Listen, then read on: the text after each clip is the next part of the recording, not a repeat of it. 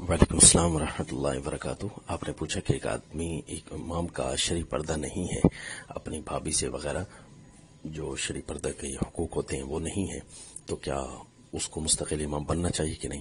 तो याद रखिए, अव्वल मसला तो यही है कि ये गुनाह कबीरा है और ये आदमी फासिक होता है, एलानिया फासिक होता है, जिसका शरई पर्दा नहीं होता।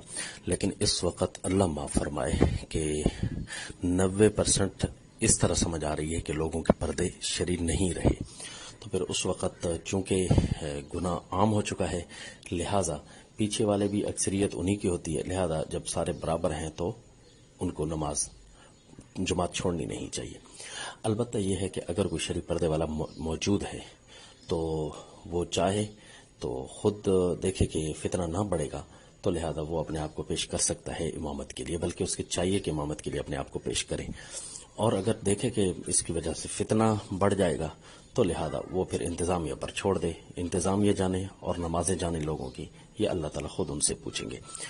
और ये बात खुद अइम्मा भी नोट कर लें कि जो नमाजें पढ़ा रहे हैं और खुद मुसल्ले पर खड़े हैं और उनके शरई पर्दे नहीं हैं, वो वक्त दूर नहीं जब अल्लाह का अजाब आएगा तो ये सारे अइम्मा भी रगड़े जाएंगे। अल्लाह माफ़ फरमाए, उनको चाहिए कि या मुसल्ला इमामत छोड़ें या चाहिए कि फिर अपने लिए शरई पर्दा ढूंढें।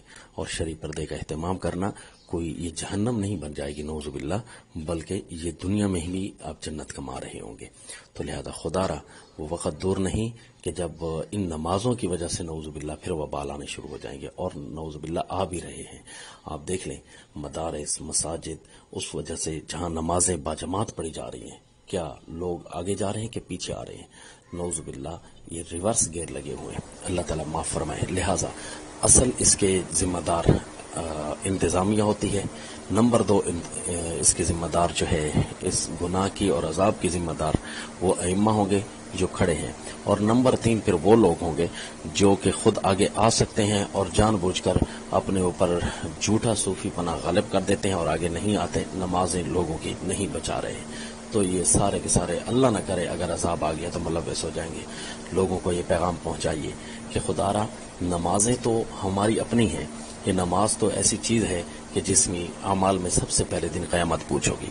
इसी को अगर नहीं बचाया जा रहा तो पता है इसका क्या वबाल आएगा। इसका पहला वबाल अल्लाह ये फरमाते हैं कि अगर नमाज तुम सही पढ़ने लग जाओ तो हर फहश काम और हर मुनकर काम से बचने लग जाओगे जो शरीयत के अंदर मुनकर है। और अगर नमाजें खराब हो गई तो फिर इसका उल्ट क्या होगा, हर फहश काम मुलव्वस हो जाएगा। और देख रहे हैं कि इस वक्त फहश कितना आम होता जा रहा है और हर खिलाफ शरअ काम आने लग जाएगा नऊजुबिल्लाह। तो अब देखिए कि वो कौन सा गुनाह है जो इस वक्त दुनिया में मौजूद नहीं। शायद गुनाह ऐसे आने लगे हैं जिनका पहले तसव्वुर भी न था। अस्सलाम।